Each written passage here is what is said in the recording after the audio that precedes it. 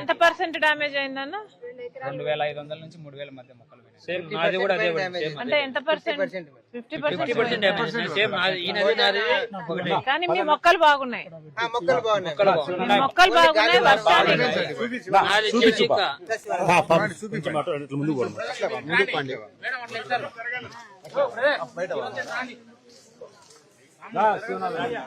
చిక్క పడితే చెట్ల కాడికి వెళ్తారు.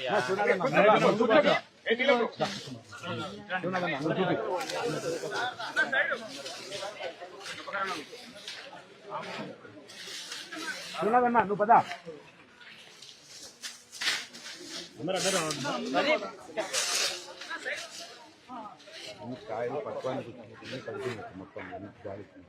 ఈ కార్నర్లు ఉన్నాయని పోయినట్టున్నాయి గాలి.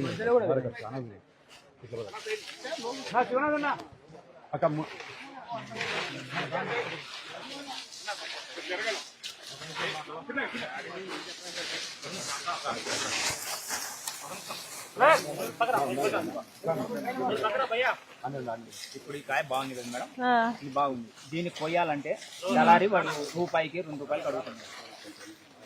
అంటే టన్ను 1000 రూపాయలు 2000.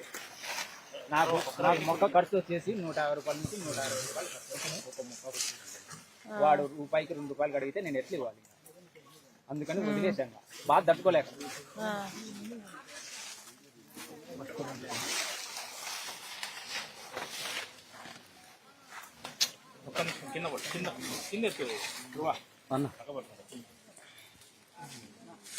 ఇది ఎప్పుడు జరిగిందన్న? ఇది 19వ తారీఖు జరిగింది. అదే 18 రాత్రి. ఇక్కడ ఇదే కదా మనకు తోటలో తీసుకున్నాం ఒక బేట బాగా మాగినాయి కదా, ఇదే దగ్గర 1000 రూపాయలు అడుగుతారు మాగినాయి కదా. ఇదే ఇప్పుడు తీసుకోమంటారు. డజన్ వచ్చేసి 50 రూపాయలు 60 రూపాయలు అడుగుతారు. మేము వచ్చేసి మాకు గెల వచ్చేసి వాడు ఇప్పుడు మా ఖర్చు వచ్చేసి 150 160 రూపాయలు ఖర్చు వస్తే వాడు 10 రూపాయలు అడుగుతాడు. 10 రూపాయలు కూడా ఇక్కడ అడుగుతున్నారు, 2 రూపాయలు కూడా. అది కూడా బంగపోతే ఇదంతా వాళ్ళ దైవం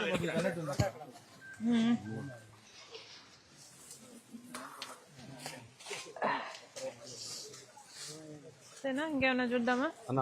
చూపిస్తావా? ముందు కదా వాళ్ళ కూతురు పైన అక్కడ జిల్లా బాగున్నా తల్లి.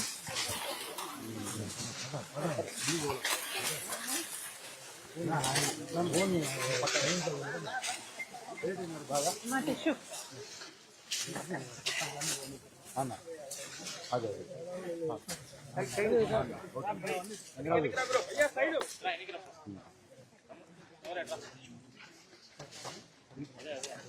అన్న ఉట్టి కార్నర్ లో నష్టం జరిగిందా మొత్తం అయిందా? లోపల కూడా అయిందా? లోపల కూడా ఇట్లా చూడదన్నా రైట్ పోదామా?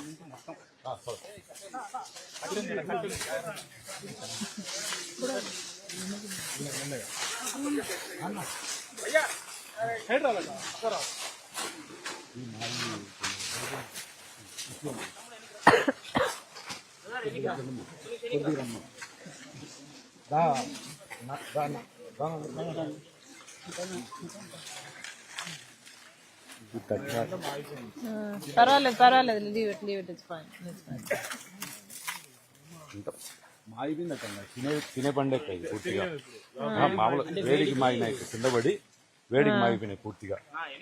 ఇదే పరిస్థితి. పాపం ఈ గెల్ల కూడా 10 రూపాయలు గడిగే పరిస్థితుల్లో లేరట.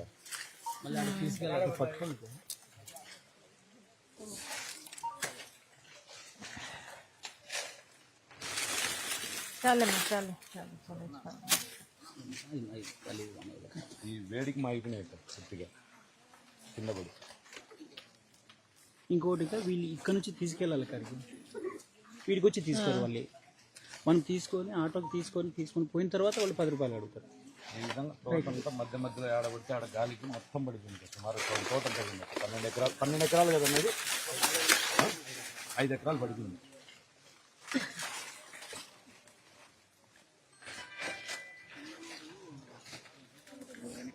ఇక్కడే మాట్లాడేద్దామా?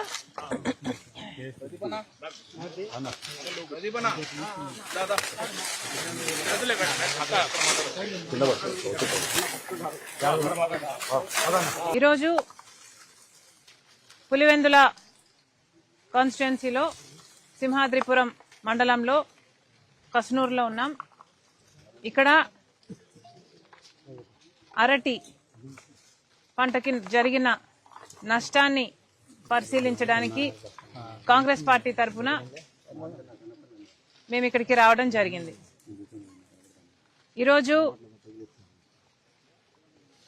అరటి తోట నాటిన వాళ్ళు మొత్తం అందరూ ఎవరైతే ఫిబ్రవరిలో అమ్ముకోగలిగారో వాళ్ళకి అంతో ఇంతో గిట్టుబాటు అయింది తప్పితే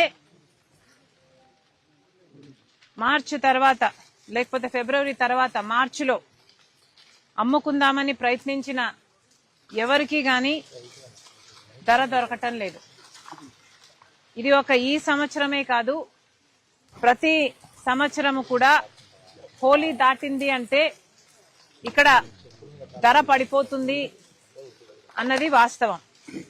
ఎందుకంటే ఫిబ్రవరిలో మిగతా ఎక్కడా పండదు కాబట్టి ఈ పంటకి 26,000 టన్ను పలికింది.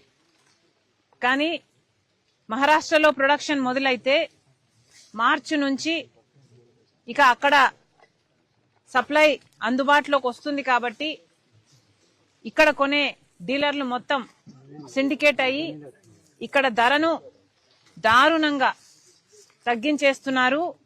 ఇది ఈ ఒక సంవత్సరం జరగటం లేదు, చాలా సంవత్సరాలుగా ఇది ఒక పద్ధతిగా మారిపోయింది. ఇది అరికట్టాలి అని రైతులు అందరూ కలిసి మాకు కోల్డ్ స్టోరేజ్ ఏదైనా ఏర్పాటు చేస్తే ధర వచ్చేంత వరకు మేము కోల్డ్ స్టోరేజ్ లో పెట్టుకోగలము, దాని ద్వారా మేము నష్టపోకుండా ఉంటాము అన్నది ఇక్కడి రైతుల డిమాండు.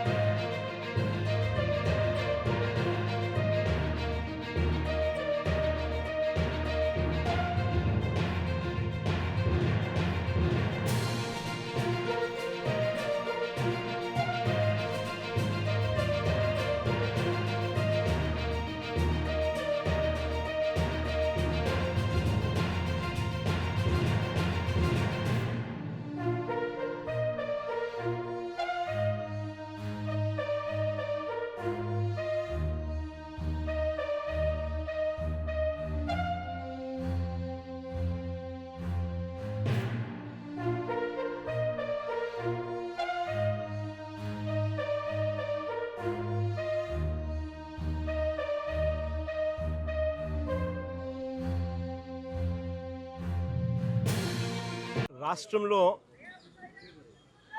రైతు పరిస్థితి ఎలా ఉంది అని తెలుసుకోవాలంటే ఒక్కసారి గ్రాస్ రూట్లోకి ఒకసారి వచ్చి గ్రౌండ్ మీదకి ఒకసారి వచ్చి తిరిగితే అర్థమవుతుంది. కారణం ఏమిటి అని అంటే ఎంత నిర్దాక్షిణ్యంగా ఈ ప్రభుత్వం వ్యవహరిస్తూ ఉంది, ఎంత నిర్దయగా ఈ ప్రభుత్వం వ్యవహరిస్తూ ఉంది అని చెప్పడానికి ఉదాహరణలు శతకోటి కనిపిస్తూ ఉన్నాయి. నిజంగా ఈ మోంతా అనే ఈ తుఫాను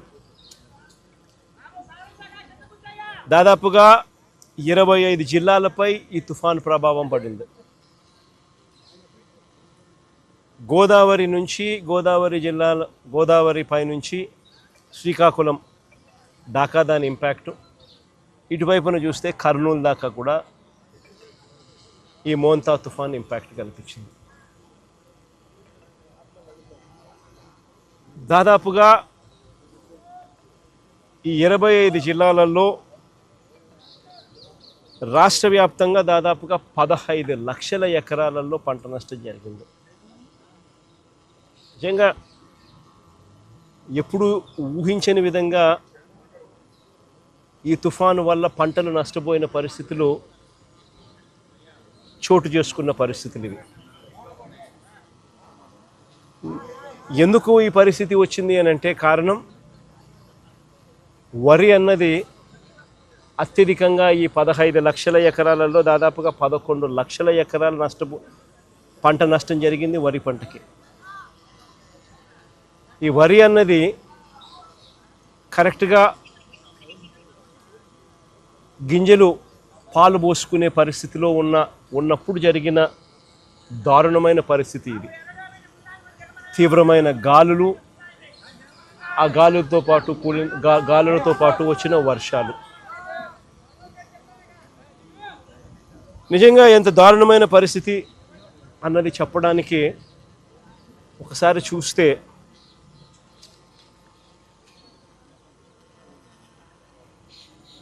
పత్తి, మొక్కజొన్న, అరటి, బొప్పాయి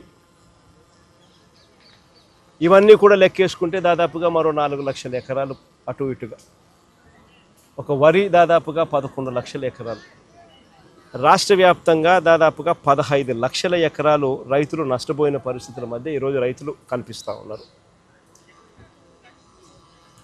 నిజంగా చంద్రబాబు నాయుడు గారి పాలనలో పరిస్థితి ఎలా ఉంది అని చెప్పి చూస్తే, ఈ 18 నెలలు చంద్రబాబు నాయుడు గారు పరిపాలన చేసిన ఈ 18 నెలల్లో దాదాపుగా 16 సార్లు అది సైక్లోన్స్ కానివ్వచ్చు, డిప్రెషన్ కానివ్వచ్చు, కరువు కానివ్వచ్చు, లేదా అల్పపీడనాలు, లేదా అకాల వర్షాలు ఇలా ఏ సందర్భం అయితేనేమి దాదాపుగా 16 సార్లు రైతులు ఇబ్బంది పడిన పరిస్థితులు ఈ 18 నెలల కాలంలో చంద్రబాబు నాయుడు హయాంలో జరిగాయి. ఈ 18 నెలలుగా దాదాపుగా 16 సార్లు రైతులు ఇబ్బంది పడ్డ పరిస్థితులు ఎదురైనాయి. నేను అక్కడే అడుగుతా ఉన్నా, ఈ 18 నెలలుగా కనీసం ఏ రైతుకైనా ఒక్కసారైనా ఇన్పుట్ సబ్సిడీ అన్నా ఇచ్చారా అని అడుగుతా ఉన్నా. కనీసం ఏ రైతుకన్నా ఒక్కసారైనా కూడా కనీసం ఇన్సూరెన్స్ డబ్బన్నా కనీసం ఏ రైతైనా చూశాడా అని అడుగుతా ఉన్నా. కనీసం ఏ రైతుకైనా కూడా పెట్టుబడికి సహాయంగా 20,000 ఇస్తామన్నారు, అన్నదాత సుఖీభవ అని ఒక పేరు పెట్టారు. 2 ఏళ్ళకి కలిపి 40,000 ఇచ్చింది ఎంత అని చూస్తే అరకొరగా 5,000. అంటే పూర్తిగా రైతును వెన్ను విడిచారు. 40,000 ఇవ్వాల్సిన చోట 5,000 ఇచ్చారు పెట్టుబడి సహాయం కింద. 2 ఏళ్ళకి కలిపి 20,000. ఇన్పుట్ సబ్సిడీ రూపాయి రాల. ఇన్ని కెలామిటీస్ జరిగిన, ఇన్ని ఇబ్బందులు పడినా చివరికి ఉచిత పంటల బీమా ద్వారా రైతులకు ఉచితంగా ఇన్సూరెన్స్ అనేది వైఎస్ఆర్సీపీ ప్రభుత్వ హయాంలో ఏ రైతు ఇబ్బంది పడుకోకుండా, ఏ రైతుకు ఏ కష్టం వచ్చినా కూడా వెంటనే ఆ రైతుకు ఉచిత పంటల బీమా ద్వారా ఇన్సూరెన్స్ సొమ్ము వచ్చేది. అలాంటిది దాదాపుగా చెప్తా ఉన్నారు కథలు.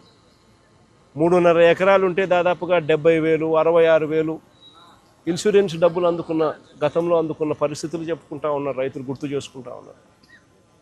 అది కూడా ఈ పొద్దు రైతులకు రాకుండా పోయింది. చివరికి ఎరువులు కూడా బ్లాక్లో రైతులు కొనుక్కోవాల్సిన అధ్వానమైన పరిస్థితిలోకి ఈరోజు రైతు వెళ్ళిపోయారు. 263 రూపాయలకు దొరకాల్సిన ఎరువు యూరియా ఏకంగా 500 రూపాయలకు 600 అన్న అయితే 600 రూపాయలకు కూడా కొనుక్కున్నాడు అవసరాన్ని బట్టి. బ్లాక్లో విచ్చలవిడిగా అమ్ముతా ఉన్నారు. పంట అమ్ముదాము అని చెప్పి చూస్తే ఇన్ని నష్టాలకు ఊర్చి రైతు కష్టపడి పంట పండిస్తే పంట అమ్మాలని చూస్తే ఆ పంట గిట్టుబాటు ధరలు రాని పరిస్థితి. ఎంఎస్పి చూస్తే 1750, రైతు చేతికి వస్తుంది ఎంత అంటే కేవలం 1350 రూపాయలు. ప్రతి అడుగులోనూ కూడా రైతు నష్టపోతా ఉన్న పరిస్థితి ఈ చంద్రబాబు నాయుడు గారి ప్రభుత్వంలో మనం చూసాం. నేను అడుగుతా ఉన్నా, అదే ఒకసారి ఇంతకుముందు గతంలో వైఎస్ఆర్సీపీ ప్రభుత్వ హయాంలో ఈరోజు ప్రతి రైతు కూడా ఏ విషయాలు గుర్తు తెచ్చుకుంటా ఉన్నాడు. ఏ రోజు ఏ రైతు కూడా పంట నష్టం జరిగితే ఇబ్బంది పడే పరిస్థితి రావాల్సి వస్తుంది అని ఏ రోజు ఏ రైతు అధైర్యపడాల. గతంలో వైఎస్ఆర్సీపీ ప్రభుత్వ హయాంలో ప్రతి రైతుకు ఒక భరోసా ఉండేది. పంట గన నష్టం జరిగిందనంటే జగనన్న ఉన్నాడు, ఉచిత పంటల బీమా ఉంది, వెంటనే మాకు డబ్బులు వస్తాయి, పంట నష్టం జరిగినా కూడా అన్న తోడుగా ఉంటాడు.